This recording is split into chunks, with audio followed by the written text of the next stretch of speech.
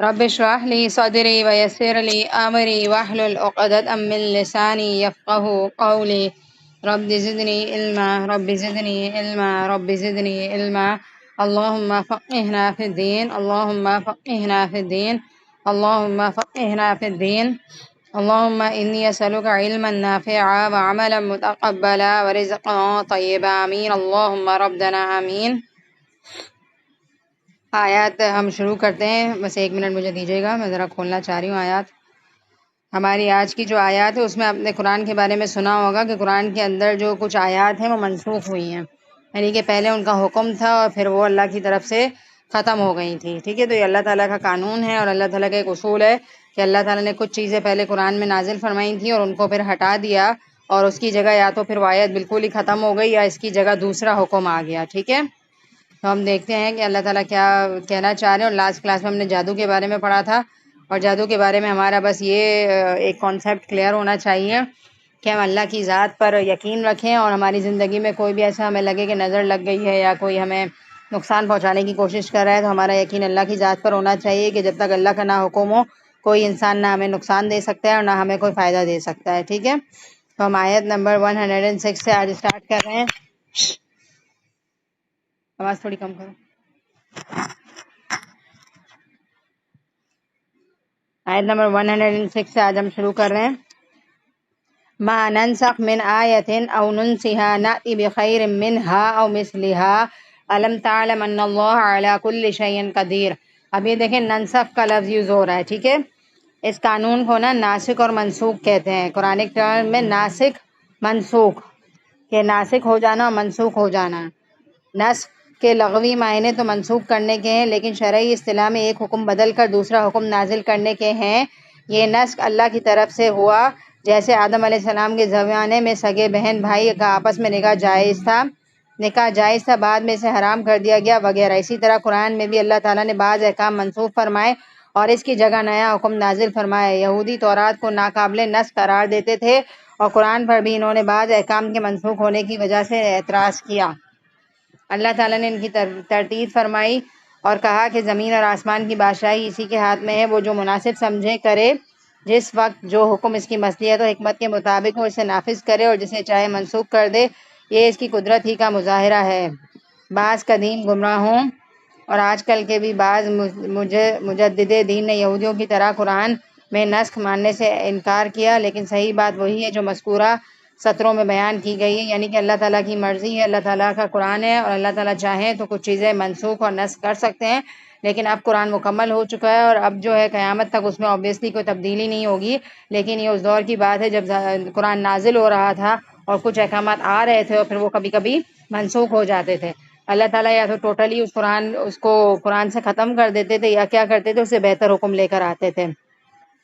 اس والی آیت کو دوبارہ دیکھیے. ما ننسخ من آیت، جو ہم منسوخ کرتے ہیں کوئی بھی آیت، او ننسیہا یا ہم اسے بھلا دیتے ہیں، نأتی بخیر منہا ہم لے آتے ہیں اس سے بہتر، او مثلہا یا اس جیسی. تو اللہ تعالیٰ کا سم ٹائمز ایک حکم نازل کرتے ہیں اللہ تعالیٰ، اور پھر اللہ تعالیٰ کی حکمت کے لحاظ سے اس حکم کو بدلنا ہوتا ہے تو اللہ تعالیٰ اس سے بہتر لے کر آتے ہیں، یا اس جیسا لے کر آتے ہیں یا اس سے بہتر لے کر آتے ہیں. ٹھیک ہے، تو اللہ تعالیٰ یہ کہہ رہے ہیں کیا تم نہیں جانتے کہ بے شک اللہ تعالیٰ ہر چیز پر قادر ہیں. اور اس میں اللہ تعالیٰ کی قدرت بھی نظر آ رہی ہے، اور کمپلیٹلی یہ اللہ کی طرف سے کتاب نازل ہوئی ہے یہ بھی اس کے اندر نظر آتا ہے. کیونکہ اگر کسی اور کی طرف سے کتاب نازل ہوئی ہے تو پھر اتنی تبدیلی اور اس طرح سے حکمت کے ساتھ نازل کرنا یہ نہیں سمجھ آتا. یہ اللہ ہی کی طرف سے نازل کردہ کتاب ہے، اور اس لیے اللہ تعالیٰ جب چاہیں اس کے اندر کوئی تبدیلی کر سکتے ہیں. لیکن یہ یاد رکھیے گا کہ یہ اس دور کی باتیں ہیں جب قرآن نازل ہو رہا تھا، اور آج قرآن ایک کمپلیٹ فارم میں ہے اور اب اس میں کوئی تبدیلی نہیں ہوگی، اور اس کی حفاظت کی ذمہ داری اللہ تعالیٰ نے لی، اور قیامت تک اس کے ایک ایک حروف، ایک ایک حرف اور ایک ایک حرکت ویسی کی ویسی ہی رہے گی جیسے کہ وہ نازل ہوا تھا، اور اللہ ہی نے اس کی حفاظت کی ذمہ داری لی ہے. اعوذ باللہ من الشیطان الرجیم. تو ناسخ و منسوخ کا لفظ آپ کہیں سنیں کہ کچھ لوگ کہیں کہ ناسخ اور منسوخ ہے قرآن میں چیزیں، تو اس کا یہ شرعی طور پہ اس کا یہ ٹرم ہوتا ہے کہ اللہ کی طرف سے ایک حکم آیا اور وہ چلا گیا. ٹھیک ہے، اور اللہ کی حکمت ہے اس میں بھی، تو ہمیں کوئی شک کرنے کی ضرورت نہیں ہے، کیونکہ کچھ لوگ پھر اس کو ایک اعتراض بنا لیتے ہیں کہ قرآن ہے اور پھر اتنی تبدیلی. تو یہ اس دور میں تھا سب کچھ. الحمدللہ اب ہمارے پاس یہ قرآن قیامت تک ایسا کا ایسا ہی رہے گا. آیت نمبر 107 میں اللہ تعالیٰ کہہ رہے ہیں علم تعلم، کیا نہیں تم جانتے ان اللہ، بے شک اللہ تعالیٰ لہو، اسی کے لیے ہے ملک السماوات والارض، بادشاہت آسمان اور زمین کی، وما لکم من دون اللہ من ولی ولا نصیر، اور نہیں تمہارے لیے اللہ کے سوا نہ کوئی ولی اور نہ کوئی مددگار۔ ولی کسے کہتے ہیں؟ دوست کو، اور نصیر کہتے ہیں مددگار کو۔ یعنی کہ اللہ تعالیٰ نے یہ اگر تبدیلی کی بھی ہے تو اللہ تعالیٰ اپنی صفات بتا رہے ہیں کہ اللہ ہی کے لیے ہر چیز، آسمان اور زمین کی بادشاہت، اللہ ہی کا کلام ہے، اللہ کو جب جو چیز مناسب لگے گی اللہ تعالیٰ وہی نازل فرمائیں گے، ٹھیک ہے۔ اور اس کے بعد آیت نمبر 108 میں ہم دیکھ رہے ہیں ام تریدون، یا تم چاہتے ہو، ان تسألو، کہ تم سوال کرو، رسولکم، اپنے رسول سے، کما سئلا، جیسا کہ سوال کیا موسیٰ علیہ السلام سے، من قبلو، اس سے پہلے، یعنی کہ تم بھی آپ صلی اللہ علیہ وسلم سے اس طرح کے ریلیونٹ سوال کرنا چاہو گے جس طرح کے موسیٰ علیہ السلام سے ان کی قوم نے کی ہے، ٹھیک ہے۔ اب یہ سوالات کیا ہیں اس کو ہم دیکھ لیتے ہیں۔ مسلمانوں، صحابہ کرام کو تنبیہ کی جا رہی ہے کہ تم یہودیوں کی طرح اپنے پیغمبر صلی اللہ علیہ وسلم سے ازرائے سرکشی، غیر ضروری سوالات مت کیا کرو، اس میں اندیشہ کفر ہے۔ اب دیکھیں نا، جب ہمیں نا کچھ علم سیکھنا ہے نا تو ضروری اگر کوئی سوال ہے تو ہم کر سکتے ہیں، ٹھیک ہے۔ لیکن آپ نے دیکھا ہے یہودیوں کی جو ہسٹری گزری ہے، ان کی کیا کیا مطالبے تھے۔ سوال کرنے کا مطلب ایک طریقے سے مطالبے ہیں۔ کس طرح کے مطالبے تھے جو اللہ کو پسند نہیں آئے تھے۔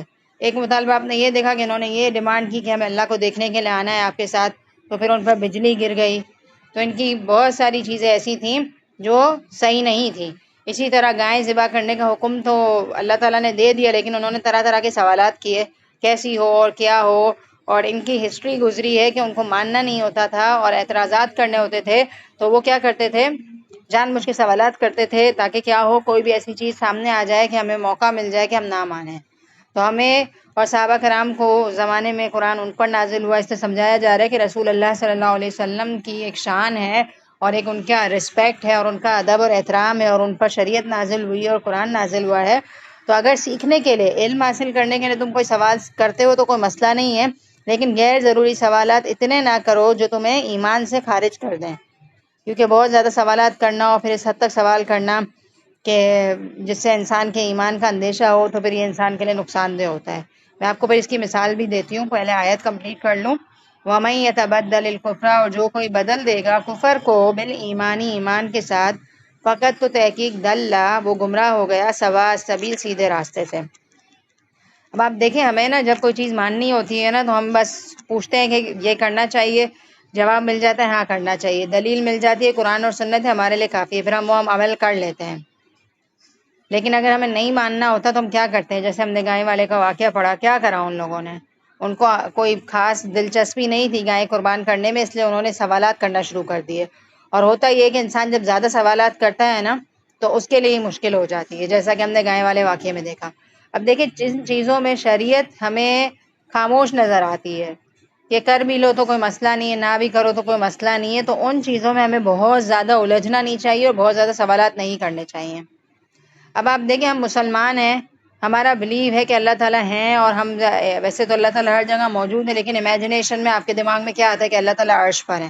اب تنہائی میں کبھی ہم لیٹے ہوئے ہیں اور بہت سارے تصورات ہمارے دماغ میں آتے ہیں کہ پتہ نہیں اللہ تعالیٰ کو آتے ہیں نا، ایک میں بولنا نہیں چاہ رہی ہوں کیونکہ یہ تصورات ہمیں شرک کی طرف لے جاتے ہیں، اور پھر ہم اللہ نہ کر اللہ کی وحدانیت کے انکار کی طرف نکل جاتے ہیں کہ انسان سوچے کہ اللہ کیا، کیسے ہیں اللہ تعالیٰ، اللہ کے پاس اتنی پاور کہاں سے آئی۔ مطلب ایسے الٹے سیدھے سوالات اگر ہمارے ذہن میں آتے ہیں اور ہم ان کو اگنور نہ کریں اور اپنی زبان سے اس کو نکالیں اور ڈسکشن شروع کر دیں، تو یہ ساری چیزیں نعوذ باللہ ہمیں ایمان سے خارج کر کے کفر کی طرف لے جا سکتی ہیں۔ تو الحمدللہ ہم مسلمان ہیں اور ہمارے اندر ایک غیب کا ایمان ہے، اللہ پر نہ رسول اللہ صلی اللہ علیہ وسلم کو ہم نے دیکھا ہے تو ہم رسول پر بھی پکا ایمان لائیں گے۔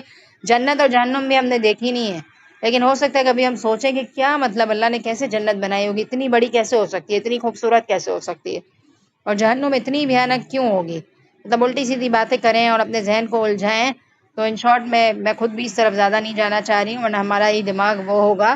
تو کہنے کا مطلب یہ ہے کہ ان سارے خیالات کو وسوسے کہتے ہیں، اور اگر ہمارے ذہن میں آئیں تو ہمیں اعوذ باللہ پڑھ کے ان کو رفع دفع کرنا ہوگا، اور 2 رکعت نفل پڑھیں، کیونکہ کچھ لوگوں کے دماغ میں بہت زیادہ وسوسے آتے ہیں اور وہ پریشانی کا اظہار کرتے ہیں کہ ہمیں بہت پریشانی ہوتی ہے کہ اتنے وسوسے کیوں آتے ہیں۔ تو چلیں وسوسے تو آنا ایک نیچرل سی چیز ہے، آ جاتے ہیں انسان کو، لیکن انسان کو کیا کرنا چاہیے، ان وسوسوں کو اپنے ذہن میں جگہ نہیں دینی چاہیے۔ تو جو باتیں میں نے کہی ہیں یقیناً ہم سب انسان ہیں، ہمارے ذہن میں کہیں نہ کہیں یہ باتیں آتی ہوں گی، تو ہم ان باتوں کو اگنور کریں اور اپنے عالموں سے اور سب سے زیادہ سوالات نہ کریں اور فوراً سے وسوسوں کو نظر انداز کر دیا کریں ہم، ٹھیک ہے۔ اس کے بعد والی آیت دیکھیے، آیت نمبر 109، ایک ایک لفظ کا ترجمہ دیکھیے تو زیادہ آپ انجوائے کریں گے۔ ودا کا مطلب ہوتا ہے چاہنا، کثیرن بہت سے، من اہل الکتابی اہل کتاب میں سے، لو یردونکم کہ وہ لوٹا دیں تمہیں، من بعد ایمانکم کفارا تمہارے ایمان لانے کے بعد کفر میں، یعنی کہ اہل کتاب خود ایمان نہیں لائے تھے نا، ان کے ایمان میں مسئلہ تھا نا، وہ آپ صلی اللہ علیہ وسلم کی ذات پر ایمان نہیں لائے تھے۔ اب آپ سوچیں کہ جو شخص انسان ایمان نہ لائے وہ کیا چاہے گا کہ دوسرا ایمان لائے؟ ہرگز نہیں۔ اب دیکھیں ایک شخص جو ہے نا ہدایت کے راستے پر ہے تو وہ کیا کرتا ہے، لوگوں کو قرآن کی طرف بلاتا ہے اور وہ چاہتا ہے کہ سب انسان اللہ کے بتائے ہوئے طریقے پر چلیں، اور اب ایک انسان بے نمازی ہے اور وہ خود دین سے دور ہے تو وہ کیا چاہے گا؟ مثال کے طور پر ایک ماں اگر دین سے غافل ہے تو وہ اپنے بچوں کے ساتھ بھی کیا کرے گی، دین کی تعلیم اس کو نہیں دے گی۔ اگر نمازی نہیں ہے تو اس کے بچے بھی نمازی نہیں ہوں گے۔ تو جو انسان دین سے دور ہوتا ہے اس کی بھی یہی خواہش ہوتی ہے کہ دوسرے لوگ بھی دین سے دور ہوں، ٹھیک ہے نا۔ تو اہل کتاب خود آپ صلی اللہ علیہ وسلم کی رسالت پر ایمان نہیں لائے تھے تو وہ کیا چاہیں گے کہ صحابہ کرام بھی کیوں آپ صلی اللہ علیہ وسلم کو مانیں، وہ آپ صلی اللہ علیہ وسلم کو نہ مانیں تاکہ ہمارے فالوورز کی تعداد زیادہ ہو اور ہم غالب آ جائیں۔ تو اللہ تعالیٰ یہ کہہ رہے ہیں کہ بہت سے اہل کتاب یہ چاہتے ہیں کہ پھیر دیں تمہیں تمہارے ایمان کے بعد کفر کی حالت میں، وہ جیلس ہو رہے ہیں اس بات سے کہ آپ صلی اللہ علیہ وسلم کے فالوورز اتنے زیادہ کیسے بڑھ گئے، لہٰذا وہ ان کو ایمان سے پھیر دیں۔ اور وجہ کیا ہے، دل میں ریزن کیا ہے، حسدم من عند انفسہم، حسد کی وجہ سے ان کے دلوں میں، من بعد ما تبین لہم الحق، اس کے بعد کہ واضح ہو گیا ان کے لیے حق۔ یہ وہی ٹاپک بار بار آ رہا ہے کہ اہل ایمان کو حقیقت کا علم تھا کہ ایک نبی آئیں گے اور ان کی رسالت پر ہمیں ایمان لانا ہوگا، وہ سب جان چکے تھے کہ یہ وہی نبی ہے جس کا ذکر ہماری کتابوں میں ہے، لیکن حسد کی وجہ سے وہ مانے نہیں تھے۔ تو ہمیں بھی یہی بات نظر آتی ہے کہ ہم جب بھی کسی انسان سے دین کی بات سنیں تو ہم یہ دیکھیں کہ کہنے والا کہہ کیا رہا ہے اور اس کی بات پر ایمان لے آئیں اور اپنی زندگی کو بہترین بنائیں، کیونکہ ہم سم ٹائمز جو ہے نا بات جو کہی جا رہی ہوتی ہے اس کو فوکس نہیں کرتے، جو اسکالر کہہ رہا ہوتا ہے اس کی ذات پر الجھ جاتے ہیں۔ تو ہمیشہ یہ کہتے ہیں نا کہ انسان کو حکمت کی بات جہاں سے بھی ملے اسے لے لینی چاہیے، یہ نہیں سوچنا چاہیے کہ بولنے والا کون ہے۔ اب آپ دیکھیں، آپ سمجھیں کہ بڑے ہی ہمارے گھر کے بڑے ہی ذرا اچھی بات کرتے، بچے تو بیچارے بیکار ہوتے ہیں اور وہ تو بے وقوف ہوتے، وہ کہاں عقل کی بات کریں گے، تو ہم ان سے کیوں مشورہ کریں؟ لیکن آپ کو پتہ ہے کبھی کبھی بچے بھی حکمت کی باتیں کر جاتے ہیں اور بڑا زبردست مشورہ دے دیتے ہیں، تو ہمیں کیا چاہیے کہ ہم ان کی بات کو بھی ویلیو دیں، اور اگر ہمیں صحیح لگتی ہے ان کی بات تو ہم یہ نہ دیکھیں کہ عمر میں ہم سے چھوٹے ہیں تو ہم ان کی بات نہ لیں، ہم لے لیں۔ تو صحیح بات جہاں بھی نظر آئے انسان کو لے لینی چاہیے۔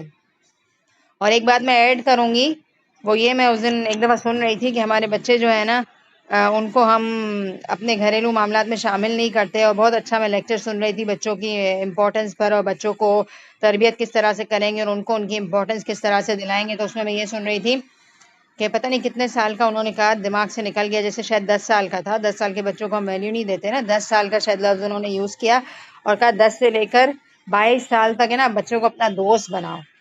لیکن آپ دیکھیں کہ ہم اس ایج میں بچوں سے دور دور رہتے ہیں اور وہ پھر ہمارے کبھی بھی دوست نہیں بنتے اور ہمیں صحیح غلط بتاتے نہیں ہیں، اور پھر وہ اللہ نہ کرے کوئی غلط چیز بھی کر رہے ہوتے ہیں تو ہم سے شیئر نہیں کرتے، ہم سے ڈر رہے ہوتے ہیں۔ تو انہوں نے یہ بتایا ہے کہ 10 سال کے بچے سے اپنے گھریلو معاملات میں مشورہ لو، کہ اگر گھر میں کوئی ایونٹ ہے تو بچوں سے پوچھو کہ بیٹا یہ ہم رکھ رہے ہیں، آپ کا کیا خیال ہے اس بارے میں، اس کو کیسے کرنا چاہیے۔ تو آپ کبھی اپنے چھوٹے بچوں سے ذرا مشورہ لے کر دیکھیں، جو 10 سال کے ہیں یا 8 سال کے بچے بھی سمجھدار ہوتے ہیں، اب 2-3 سال کے بچوں کی میں بات نہیں کر رہی ہوں، 8-9 سال کے بچوں سے ذرا سا آپ ہے نا پوچھیں کہ بیٹا ہمارے گھر پہ گیسٹ آ رہے ہیں، ہم کیا کھانا بنائیں، کیا مینیو ہونا چاہیے، یا کوئی بھی گھریلو بات ہے یا کوئی بھی ایسی بات ہے کہ فلاں جگہ پر کوئی ایک چیریٹی دینی ہے، آپ کتنا کنٹریبیوٹ کرو گے، تو بچوں کو ذرا سا آپ اپنے مشوروں میں لیں، پھر آپ دیکھیے گا کہ ان کا کانفیڈنس کتنا زیادہ ڈیولپ ہوتا ہے اور ان کا آپ سے تعلق کیسے ہوگا۔ اور پھر جب بچے بھی اپنی اسکول میں یا کہیں کچھ بھی کر رہے ہوں گے نا تو وہ پہلی پرائیورٹی آپ کو دیں گے اور آپ سے مشورہ کریں گے، ٹھیک ہے، تو میں کہہ یہ رہی تھی، ٹاپک سے میں تھوڑا ہٹ گئی تھی، لیکن مجھے سم ٹائمز ٹاپک سے ہٹ کے کوئی بات یاد آتی ہے تو میں اسی وقت کہہ دیتی ہوں، تاکہ اچھی بات جو میرے ذہن میں آئے میں آپ سے شیئر کر لوں۔ تو میں بات یہ کر رہی تھی، میں واپس اپنے پوائنٹ کی طرف آتی ہوں کہ ہمیں حکمت کی بات جہاں سمجھ آئے، جہاں اچھی لگے لے لینی چاہیے۔ ایسا نہ ہو کہ بات تو بہت اچھی ہو لیکن کہنے والا آپ کو پسند نہیں ہے تو آپ اچھی بات کو چھوڑ دیں۔ تو مسئلہ یہی تھا نا، آپ صلی اللہ علیہ وسلم کی تعلیمات تو بہت ہی اچھی تھیں، لیکن ان کے اندر حسد آ گیا تھا کہ یہ تو بنی اسماعیل سے آ گئے ہیں اور ہماری نسل سے نہیں آئے، تو ہم ان کی بات کیسے مانیں، اور اگر ہم مان لیں گے تو کہیں ہم کمتر نہ ہو جائیں۔ تو یہ فضول خیالات ان کے ذہن میں تھے۔ تو آپ صلی اللہ علیہ وسلم کو یہ حکم دیا جا رہا ہے فَاعْفُوا وَاصْفَحُوا، بس آپ درگزر کیجئے اور کیا کیجئے، انہیں معاف کر دیجئے، حتیٰ یأتی اللہ بِأَمْرِهِ، یہاں تک کہ اللہ تعالیٰ اپنا حکم لے آئے۔ ان اللہ علی کل شیء قدیر، بے شک اللہ تعالیٰ ہر چیز پر قادر ہیں۔ اور یہ چیزیں بڑی ہی اچھی لگتی ہیں کہ آپ دیکھیں کہ جب آپ کو کوئی کنٹینیوسلی ڈینائی کر رہا ہو تو آپ کو تکلیف تو ہوگی نا، آپ کو پریشانی تو ہوگی نا کہ میں اللہ کا دین پہنچا رہی ہوں اور لوگ مجھے ڈینائی کر رہے ہیں۔ تو آپ صلی اللہ علیہ وسلم کی تکلیفیں ہم سے کہیں زیادہ تھیں، ہمیں تو لوگ بس منع کر دیتے ہیں کہ ہم نہیں آئیں گے کلاس میں اور یہ اور وہ، یا اگر ہمارے بچے ہیں یا کوئی بھی ہے جو نماز نہیں پڑھ رہا ہے اور ہم اس کو کنٹینیوسلی کہہ رہے ہیں کہ نماز پڑھ لو، تو وہ ہمیں زیادہ سے زیادہ منع کر دے گا۔ لیکن آپ کو پتہ ہے آپ صلی اللہ علیہ وسلم کو کتنی تکلیفیں اٹھانی پڑی تھیں اس دین کو پہنچانے میں، ان کو پتھر کھانے پڑے تھے۔ آپ کو بتاتے ہیں کہ اللہ تعالیٰ ان کو تسلی دیتے ہیں اور کیا کہتے ہیں، فاعفو، درگزر کرو، ان لوگوں کو ذرا اگنور کرو، ٹھیک ہے۔ وصفہو، اچھا فاعفو کا جو ورڈ ہے وہ اور وصفہو کا ورڈ بھی آپ سمجھیں، ویری انٹرسٹنگ، اگر آپ سمجھیں گے تو انجوائے کریں گے، کیونکہ آپ دیکھیں کہ فاعفو وصفہو میں بیسیکلی پایا تو یہ میننگ جا رہا ہے کہ اگنور کرو اور معاف کر دو، لیکن اگر گہرائی دیکھیں گے تو انجوائے کریں گے قرآن کو۔ فاعفو کا مطلب ہوتا ہے عفو، جسے ہم کہتے ہیں کہ اللہ تعالیٰ میں عفو کرنے والے، اللہ تعالیٰ میں معاف کرنے والے ہیں۔ تو عفو پتہ ہے کسے کہتے ہیں؟ اللہ تعالیٰ کے لیے آتا ہے نا، ہم کہتے ہیں نا اللہم انک عفو تحب العفو فاعف عنی، شب قدر کی دعا ہے یہ، ہم اللہ سے کہتے ہیں نا کہ اللہ آپ معافی کو پسند کرتے ہیں، آپ مجھے معاف کر دیں، کہتے ہیں نا ہم اللہ تعالیٰ سے۔ تو معافی کو پسند کرتے، کبھی عفو ورڈ پر غور کیا؟ عفو ورڈ کا مطلب یہ ہوتا ہے کہ اللہ میرے گناہوں کو اس طرح سے معاف کر دے جیسے میں نے کیا ہی نہ ہو، اور عفو اسے کہتے ہیں کہ گناہوں کو اس طرح سے مٹا دینا جیسے اس نے کیے ہی نہ ہو۔ کیونکہ آپ دیکھیں نا، ایک وائٹ کلر کا کرتا ہے، اس پر اگر داغ لگ جاتا ہے تو آپ بہت سارے ڈٹرجنٹ لگاتے ہیں اور پھر کہیں جا کر وہ داغ ہٹتا ہے، پھر بلیچ سے ہٹاتے ہیں، تو بلیچ سے جب ہٹاتے ہیں نا تو کرتے کا جو رنگ ہوتا ہے نا وہ پھیکا پڑ جاتا ہے۔ بلیچ لگانے سے نشان تو ہٹ جاتا ہے لیکن کرتے کا جو وائٹش رنگ ہے وہ کس کی طرف چلا جاتا ہے؟ یلوئش ہو جاتا ہے نا، فیل ہوتا ہے کہ ہاں اس پر کوئی داغ گرا تھا۔ لیکن اللہ تعالیٰ جب بندوں کو معاف کرنے پر آتے ہیں نا تو اللہ تعالیٰ کی شان یہ ہے کہ اللہ تعالیٰ ایسے معاف کر دیتے ہیں جیسے بندے نے وہ گناہ کیا ہی نہ ہو۔ تو کس حد تک اللہ تعالیٰ عفو و درگزر کرنے والے ہیں۔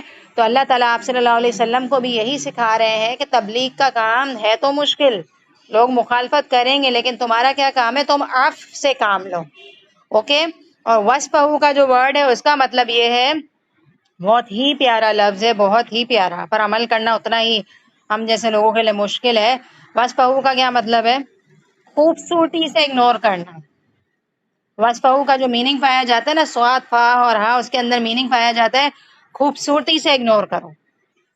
آپ خوبصورتی سے کیسے اگنور کریں گے؟ ایک تو یہ کہ آپ نے معاف کر دیا کسی کو، اور پھر اس کے بعد خوبصورتی یہ ہے کہ آپ کے ماتھے پر بل بھی نہ آئیں اور آپ اپنی زندگی میں کبھی اس چیز کو مینشن بھی نہیں کریں کہ میں نے تمہیں معاف کیا تھا، تم نے تو مجھے اتنا ستایا ہے۔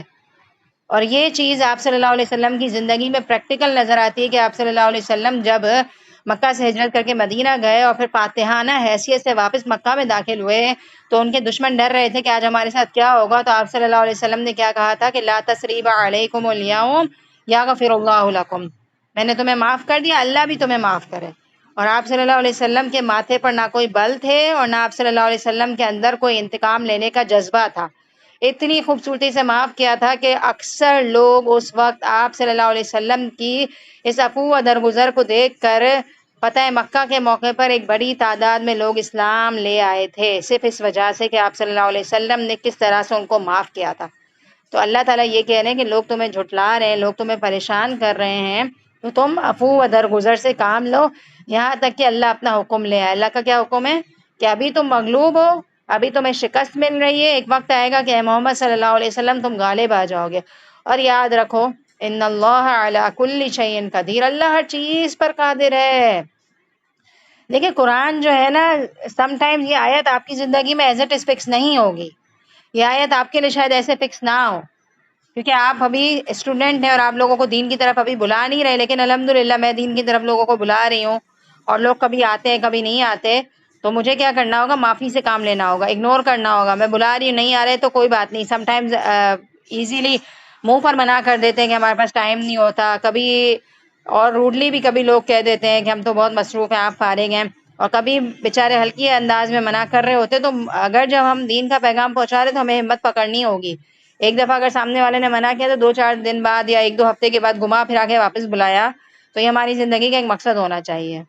اور کبھی کبھی میرے دل میں یہ خیال آتا ہے کہ کیوں ہمارے اندر یہ جذبہ ہوتا ہے کہ سامنے والا اللہ کے راستے پر چلنے لگے۔ میں اپنے آپ سے بھی پوچھتی ہوں کہ کیوں مجھے اتنا شوق الحمدللہ اللہ نے ڈالا ہے، کوئی بڑی بات نہیں ہے، کیوں میرے دل میں یہ آتا ہے کہ فلاں انسان دین پر چلنے لگے۔ میں اکثر سوچتی ہوں کہ میری کزنز ہیں، میری فیملی ہے، میں اکثر ماشاءاللہ بلاتی رہتی ہوں، تو میرے دل میں آتا ہے کیوں میں یہ چاہتی ہوں کہ یہ لوگ دین کی طرف آئیں۔ مر گئے خدا نہ خاصہ جہنم میں جائے، میرا کیا نقصان؟ لیکن یہ دین ایک ایسی تعلیم ہے، یقین مانیں، میں واقعی اپنے آپ سے پوچھتی ہوں کہ اگر جہنم میں چلے بھی گئے تو کیا نقصان ہو رہا ہے میرا؟ کبھی کبھی میں سوچتی ہوں ایسا، تو میرے دل میں ایک خیال آتا ہے کہ پتہ نہیں کیوں یہ اللہ کا ایک ایسا کلام ہے کہ ہمارے دل میں جب اتر جاتا ہے نا، تو ہمارا دل چاہتا ہے کہ اللہ کے بندے اللہ سے جڑ جائیں۔ ہماری ایک خواہش ہوتی ہے کہ بس میرا دل چاہتا ہے، ایک انسان چل رہا ہے بے حیائی کرتا ہوا مجھے سڑک پہ نظر آئے گا یا دعوتوں میں نظر آئے گا، تو میرا دل چاہتا ہے کہ یہ پردہ کرے، یہ اس طرح نہ کرے۔ محفل میں بیٹھے ہوئے ہم نماز پڑھیں، فلاں انسان نماز کے لیے نہیں کھڑا ہوتا، مجھے کچھ ہونے لگتا ہے۔ میں نے کہا کیوں نماز نہیں پڑھتا؟ بس یہ اللہ نے ڈالا ہے اور اللہ ڈالتے ہیں، اور اگر آپ کے دل میں بھی یہ چیز چلی گئی نا تو سمجھیں کہ آپ کا الحمدللہ اللہ نے آپ کا دل کھول دیا ہے اسلام کے لیے، کہ آپ خود بھی نمازی ہو جائیں اور آپ کی خواہش یہ ہو کہ آپ دوسروں کو بھی اس دین کی طرف لے کر آئیں، ٹھیک ہے؟ اور اب دوسرا یہ آپ دیکھیں کہ اس آیت کو آپ دین کے پوائنٹ آف ویو کے علاوہ اپنی دنیا کی زندگی میں بھی فکس کریں۔ یہ والی آیت دنیا میں بھی کیا ہوتا ہے، اب دین سے ہٹ جائیں، صحیح ہے، ابھی اب دنیا کے اوپر سوچیں یہ والی آیت کہ دنیا میں یہ ہوتا ہے، جیسا یہ اس دور میں یہ آ رہا ہے نا کہ لوگ آپ کو جھٹلا رہے ہیں، آپ کو پریشان کر رہے ہیں، آپ صحیح ہیں، اس کے باوجود بھی لوگ آپ کو غلط کر رہے ہیں۔ تو دنیا میں یہ ہوتا ہے کہ کچھ چیزیں گھریلو معاملات میں ایسی ہوتی ہیں کہ ہم صحیح ہوتے ہیں، لیکن ہمیں سسرال کا پریشر ہے یا میکے میں ہے یا کہیں بھی ہے، لوگ ٹارچر کر رہے ہوتے ہیں۔ دنیا میں بہت ساری چیزیں ہوتی ہیں نا، سمجھ رہے ہیں نا میری بات؟ آپ اپنے آپ کو امیجن کریں، اپنی ذات کو، کہ آپ کسی معاملے میں صحیح ہیں لیکن دوسری پارٹی آپ کو غلط سمجھ رہی ہے اور آپ پر ٹارچر کرے جا رہی ہے اور آپ کو اذیت دیتی ہے طرح طرح سے۔ اب اخلاقی تقاضا کیا ہے؟ اللہ نے کیا سمجھایا کہ معافی کرو اور درگزر کرو، تم ان کو اگنور کرو اور خوبصورتی سے اگنور کرو اور اپنی زندگی میں مگن رہو، اللہ اپنا حکم لے آئیں گے۔ اللہ کیا حکم لے آئیں گے؟ ایک دن ایسا آئے گا کہ اللہ تعالیٰ سچ کا سچ اور جھوٹ کا جھوٹ سامنے لے آئیں گے۔ اللہ یہ کہ تم اللہ کی ذات پر بھروسہ کرو اور تم اپنے دل کو صاف رکھو اور تم سامنے والے کو معاف کرتے رہو اور اپنا معاملہ اللہ کے حوالے کر دو۔ ایک وقت آئے گا کہ اللہ تعالیٰ ایسے ساری چیزیں سامنے لے آئے گا کہ سامنے والے کو پتہ چل جائے گا کہ وہ غلط تھا اور تم صحیح تھے۔ تو اس پوری آیت میں ہمارے لیے یہ عمل ہے کہ جب بھی ناگوار حالات ہوں، ہمیں کسی کی بھی طرف سے پریشانی ہو رہی ہو، تو ہمیں درگزر سے کام لینا ہے اور اللہ پر پورا یقین رکھنا ہے، اور اللہ تعالیٰ ہر چیز پر قادر ہے، اور اللہ تعالیٰ ہمارے لیے حالات کو کیا کریں گے؟ خوشگوار ضرور کریں گے۔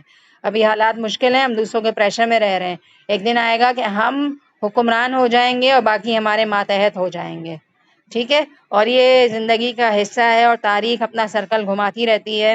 آپ دیکھیں نا کہ ایک زمانے میں اللہ معاف کرے ہم شادی سے پہلے بچے تھے تو ہم اپنے والدین کے انڈر میں تھے، اب ہم اپنے اپنے گھروں میں ہیں تو ہمارے پاس ایک درجہ اوپر آ گیا ہے نا، تو پھر ہم اپنی مرضی سے بھی آزادی کر رہے ہوتے ہیں۔ تو اسی طرح وائس ورثہ آپ دیکھیں کہ ہم جب نئے گھر میں جگہ بناتے ہیں شادی کے بعد، تو پہلے ہم ماتحت کا درجہ رکھتے ہیں کہ ہمارا کوئی ہولڈ نہیں ہوتا، ہماری کوئی مرضی نہیں ہوتی، لیکن ایک وقت آتا ہے کہ ساس بھی بوڑھی ہو جاتی ہے اور پھر ہمارا ہولڈ ہونا شروع ہو جاتا ہے، کیونکہ وہ ہمارا گھر بن جاتا ہے، اور پھر یہی ہوتا ہے کہ جس طرح سے ہمیں ڈیل کیا جاتا ہے پھر ہم بڑے ہو کر اسی طرح سے دوسروں کو ڈیل کر رہے ہوتے ہیں۔ تو یہ سوچیں کہ ہر دور میں عروج اور زوال بدلتا رہتا ہے، تو ہم یہ دیکھیں کہ ہم اپنے طور پر کب اپنا رویہ بہتر گزارتے ہیں، اور جیسے بھی حالات ہیں اس میں صبر و شکر سے کام لیں اور لوگوں کو معاف کرنا سیکھیں اور آگے بڑھنا سیکھیں۔ ہم معاف نہ کر کے اپنے آپ کو پریشان کریں گے، ٹھیک ہے؟ وَأَقِیمُوا الصَّلَاةَ وَآتُوا الزَّکَاةَ، اور قائم کرو نماز اور زکوٰۃ ادا کرو۔ وَمَا تُقَدِّمُوا لِأَنفُسِکُم، اور جو کچھ تم آگے بھیجو اپنے آپ کے لیے، من خیر، نیکی میں سے، تجدوہ عند اللہ، تم پاؤ گے اس کو اللہ کے پاس، ان اللہ بما تعملون بصیر، بے شک اللہ تعالیٰ دیکھنے والے ہیں جو تم کر رہے ہو۔ ویری بیوٹیفل آیت، اور ہمارے لیے اس میں میسج ہے. اور کیا میسج ہے؟ میں نے کہا قرآن میں اکثر جگہ پر نماز کا حکم آتا ہے. واقعی الصلاۃ وآتوا الزکوٰۃ کا حکم قرآن میں بار بار آتا ہے کہ نہیں آتا؟ آپ لوگوں نے بھی دیکھا کہ ایٹ لیسٹ ہم نے سورہ بقرہ ہی اسٹارٹ کی ہے، اس میں کتنی دفعہ آیا. اور میں واپس آپ کو یہی ریمائنڈر دوں گی کہ اپنی زندگی میں اگر سب سے پہلے کسی چیز کو دین پر آنے کے بعد شامل کرنا ہے تو 5 ٹائم کی نمازیں شامل کریں. اپنا جائزہ لیں کہ کتنے ٹائم کی نماز پڑھ رہے ہیں. اگر فجر ڈراپ ہو رہی ہے تو میں ریکویسٹ کروں گی کہ فجر کے عادی بنیں. آپ کو دیکھ کر آپ کے بچے نمازی بنیں گے. آپ نہیں اٹھیں گے تو بچے بھی نہیں اٹھیں گے. تو اللہ کا حکم دیکھیے، آیت نمبر 110 اپنے سامنے کھولیے اور اللہ کے حکم پر نظر رکھیے. میں بار بار اس طرح سے ہائی لائٹ اس لیے کرتی ہوں کہ ہمارے دماغ میں ان ساری چیزوں کی اہمیت اجاگر ہو. وَأَقِيمُوا الصَّلَاةَ، قائم کرو نماز. وَآتُوا الزَّكَاةَ، اور زکوٰۃ دو. ٹھیک ہے. اور آگے اللہ تعالیٰ یہ کہہ رہے ہیں کہ نماز قائم کرو گے اور زکوٰۃ دو گے تو نعوذ باللہ ہم اللہ پہ کوئی احسان نہیں کرتے. ٹھیک ہے. اللہ تعالیٰ ہمیں آگے یہ بتا رہے ہیں وَمَا تُقَدِّمُوا، اور جو تم آگے بھیجو گے لِأَنفُسِكُمْ، اپنے نفسوں کے لیے، من خیرن، نیکی میں سے، تجدوہ، تم پاؤ گے اسے، عند اللہ، اللہ کے پاس. دیکھیے یہ بات ہم سب کو پتہ ہے کہ ہم جو بھی نیکی کر رہے ہیں یا جو بھی برائی کر رہے ہیں ہم اللہ کے پاس دیکھ لیں گے. پتہ ہے نا. لیکن قرآن پڑھنے کا کیا مقصد ہوتا ہے؟ قرآن ہمیں ایک ایسا ریمائنڈر دیتا ہے، ایسا ریمائنڈر دیتا ہے. قرآن کے الفاظ میں اتنا وزن ہے کہ ہم پڑھتے ہیں اور ہمارے دل کے اندر اتر جاتا ہے. یہ بات کس کو نہیں پتا؟ آپ نے بچوں کو بھی یہ کانسیپٹ بچپن سے دیا ہوگا نا. بچے پانی ضائع کر رہے ہیں واش روم میں جا کر، تو ہمیں بجائے اس کے کہ یہ کہیں کہ پانی ضائع ہو رہا ہے اور میں تمہیں دیکھ رہی ہوں، اس طرح کے الفاظ کہنے کے بجائے کیا سکھا دے بچوں کو کہ بیٹا جتنا یوز کرنا ہے اس کے بعد اگر آپ ایکسٹرا یوز کر رہے ہو تو اللہ کو جواب دینا ہے. اسی طرح بچے کھانا بچا رہے ہیں تو ہمیں یہ پلیٹ دیکھ کر بولنا چاہیے کہ تھوڑا کھانا بچا، آپ کو اللہ کو جواب دینا ہوگا.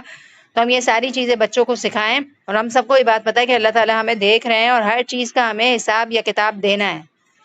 لیکن جب قرآن کی الفاظ کو آپ سنتے ہیں نا تو ہم کیا کرتے ہیں؟ ایک جگہ پر رکھ دیتے ہیں اور پھر بچہ 2-4 دن بعد یا 1-2 ہفتے بعد لینے کے لاتا ہے، اس کو نکال کے دے دیتے ہیں. ہم کھوتے تو نہیں ہے نا. اور بچے کو ہم پر کیا ہوتا ہے؟ یقین ہوتا ہے کہ ہماری امی نے صحیح جگہ پہ رکھا ہوگا. تو ہمیں بھی کیا بات سمجھ آتی ہے کہ ہم بھی کوئی نیکی کرتے ہیں تو اللہ کے پاس اپنا رکھوا لیتے ہیں. اور کل قیامت کے دن ہم جائیں گے تو وہاں جا کر ڈپازٹ کریں گے. جس طرح سے آج بینک میں ہمارا بیلنس ہوتا ہے نا، ہمارا جب دل چاہتا ہے ہم جا کر وہ بینک بیلنس نکلوا لیتے ہیں، تو بالکل اسی طرح سے ہم دنیا میں جو بھی کام کر رہے ہیں ہم اللہ کے پاس جمع کروا رہے ہیں. اور ایک دن آئے گا کہ ہم اللہ کے پاس حاضر ہوں گے اور اس کو ہم وصول کریں گے. تو ہمیں دیکھنے کی ضرورت ہے کہ ہم کیا آگے بھیج رہے ہیں. دیکھیں یہ نمازیں جو ہم پڑھ رہے ہیں نا، آپ کو یاد ہوگا یہ پوائنٹ میں نے پہلے بھی کہا تھا کہ کوئی بھی کام کرنے سے پہلے یہ سوچے کہ یہ مجھ پر پیش کیا جائے گا قیامت کے دن. اور نماز پڑھتے ہوئے سوچے کہ یہ نماز مجھ پر پیش کی جائے گی، مجھے دکھائی جائے گی، پھر میں دیکھوں کیسی پڑھی ہے میں نے نماز. تو پڑھ کے بھول نہ جائیں. یاد رکھیں کہ اگر گلاٹیاں ماری ہیں اور اللہ معاف کرے لگی بندی نماز پڑھی ہے جیسے لپیٹ کے پھینکی ہو، تو کل قیامت کے دن یہ ری پلے ہو کر سامنے آئے گی. اور اگر بہت اچھے طریقے سے رکوع سجود کرے اور سکون سے پڑھی تو کل قیامت کے دن یہ نماز ری پلے ہوگی اور مجھے خوشی ہوگی کہ میں نے کتنی اچھی نماز پڑھی.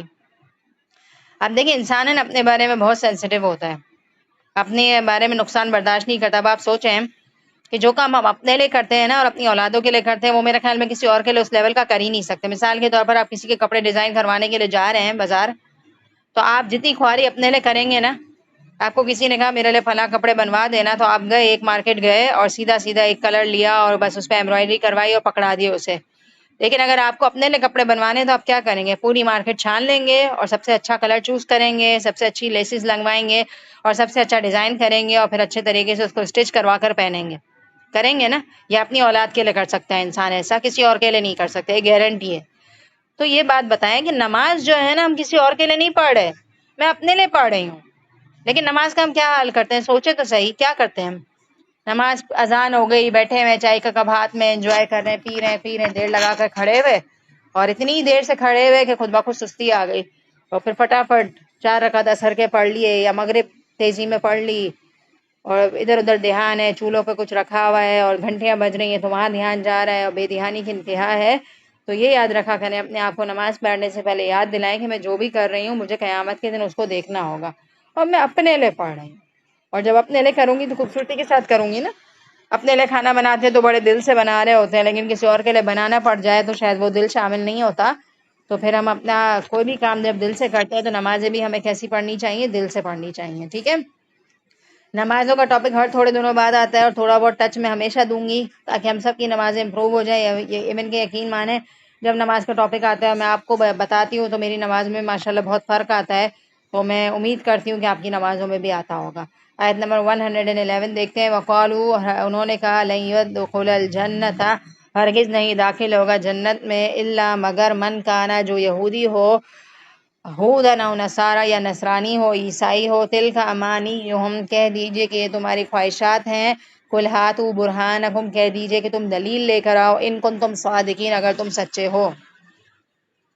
صحیح ہے، یہ جو ہے نا یہود و نصارہ کا مسئلہ، ان کو کیا لگتا تھا، میں نے کہا نا انہوں نے حرکتیں بھی ان کی صحیح نہیں تھیں، ایک ہی غلطی بار بار ریپیٹ کرتے تھے، اور دوسرا ان کا یہ بھی مسئلہ تھا کہ وہ یہ سمجھتے تھے کہ جنت میں کون جائے گا، صرف یہود و نصارہ جائیں گے۔ ان کو ایک ایسی خوش فہمی انہوں نے پالی ہوئی تھی کہ ہم بڑے نیک ہیں اور ہم یہ ہیں اور ہم وہ ہیں، تو ہم جو ہے نا کیا ہوں گے، جنت میں جائیں گے، کیونکہ اللہ تعالیٰ نے ہمیں دنیا میں چنی ہوئی امت بنایا ہے، تو کل قیامت کے دن جنت میں بھی ہم ہی جائیں گے۔ تو اللہ تعالیٰ کیا کہہ رہے ہیں، تلک امانیہم، یہ تمہاری جھوٹی آرزویں ہیں۔ اور آگے اللہ تعالیٰ کہہ رہے ہیں کہ کوئی دلیل لے آؤ اگر تم سچے ہو۔ دلیل کیا، قرآن سے کوئی ریفرنس دو کہ جس میں اللہ نے لکھا ہو کہ یہود اور نصارہ جنت میں جائیں گے، کوئی ریفرنس لے کر آؤ۔ اب ایک بات بتائیں، یہ تو ہمارا بھی مسئلہ ہے کہ ہماری بھی آرزویں ہیں اور خواہشات ہیں، اور ہمیں بھی ایسا لگتا ہے کہ ہم جنت میں ہی جائیں گے، تو اللہ ہم سے بھی دلیل مانگ رہے ہیں۔ بتائیں ہمارے پاس کوئی دلیل ہے قرآن سے کہ جس میں لکھا ہوا ہو کہ نبی کا امتی صرف جنت میں چلا جائے گا، چاہے عمل کرے یا نہ کرے؟ قرآن بھرا پڑا ہوا ان آیات سے۔ جنت کی آیات کے بعد اللہ تعالیٰ کہتے ہیں جزاء بما کانوا یعملون، یہ بدلہ ہے بوجہ اس کے جو تم عمل کرتے تھے، علم حاصل نہیں کرتے تھے، عمل کرتے تھے۔ تو قرآن میں بیشتر مقامات پر آتا ہے اللہ تعالیٰ دلیل سے بات کرتے ہیں۔ قرآن میں جنت کے بعد اللہ یہ کہتے ہیں یہ اس لیے ملی ہے کہ تم عمل کرتے تھے۔ کلوا واشربوا ہنیئا بما اسلفتم فی الایام الخالیہ، یہ کھاؤ پیو اور مزے کرو جنت میں بوجہ اس کے جو تم کر کر آئے ہو پچھلے دنوں، دنیا میں جو تم کام کر کر آئے ہو، اس کی وجہ سے تمہارے لیے جنت ہے۔ اگر جنت چاہتے ہیں تو اگلی آیت دیکھیے، بلا من اسلم، کیوں نہیں بلکہ جو جھک جائے، وجہہ للہ، جھکا دے اپنا چہرہ اللہ کے لیے، یعنی اللہ کے آگے جھک جائے، جھکا دے اپنے آپ کو، سر تسلیم خم کر دے، اللہ کے حکم کے آگے اپنے آپ کو جھکا دے، یہ کہے کہ تیرا حکم آ گیا تو میری مرضی پیچھے۔ وہو محسن، اور وہ محسن ہو، حسن ہو اس کے اندر، کوئی بھی کام کر رہا ہے تو حسن کے ساتھ کرے۔ اب دیکھیں میں نے نماز کی بات کی تھی نا، ہماری نمازوں میں کتنا حسن ہے، ہماری باڈی میں تو حسن ہے، ہمارے نیلز بھی پرفیکٹ ہونے چاہیے، ہمارے بال بھی شائن کرنے چاہیے، ہمارا چہرہ بھی گلو کرنا چاہیے، کہیں جا رہے ہیں تو ویکسنگ بھی کر کے ہم جائیں گے، کپڑے بھی اچھے پہن کر جائیں گے۔ لیکن جب نماز کے لیے کھڑے ہوتے ہیں تو ہم کتنے فیصد دے رہے ہیں اللہ کو، 100% میں سے کتنی دے رہے ہیں ہم نمازوں میں؟ اللہ کہہ رہے ہیں وہو محسن، جو انسان اللہ کے آگے جھک جائے نا وہ محسن ہو جاتا ہے، اس کا ہر عمل محسن ہو جاتا ہے۔ تو ایسے انسان کے لیے فلاح اجرہ عند ربی، تو ایسے انسان کا اجر اس کے رب کے پاس ہے، ولا خوف علیہم ولا هم یحزنون، اور نہ ان پر کوئی خوف ہوگا اور نہ وہ غمگین ہوں گے۔ نمازی کا کوئی خوف ہوگا جنت میں اور آگے کی کوئی فکر نہیں ہوگی۔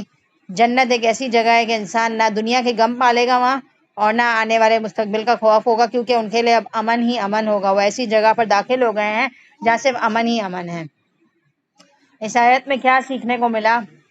اللہ کا حکم آ جائے سر تسلیم خم کر دیں، اور کوئی بھی نیکی کا کام کیسے کرنا ہے؟ احسان کے لیول پر۔ کیا کیا کرتے ہیں دن بھر نیکی ہم؟ نماز کے علاوہ کیا کرتے ہیں؟ بچوں کی تربیت کریں تو خوبصورتی کے ساتھ کریں۔ ہم بچوں کی تربیت بہت زیادہ ہائی لائٹ کروں گی، کیونکہ ہمارے پاس ایک بہت بڑی ذمہ داری ہے، بہت بڑی امانت ہے اولاد، اور اگر ہم چاہیں کہ ہم اپنے لیے صدقہ جاریہ بنا سکتے ہیں تو ان کو اچھے طریقے سے تعلیم و تربیت دے کر، ان کی بہترین تربیت کر کے ان کو اپنے لیے صدقہ جاریہ بنا سکتے ہیں۔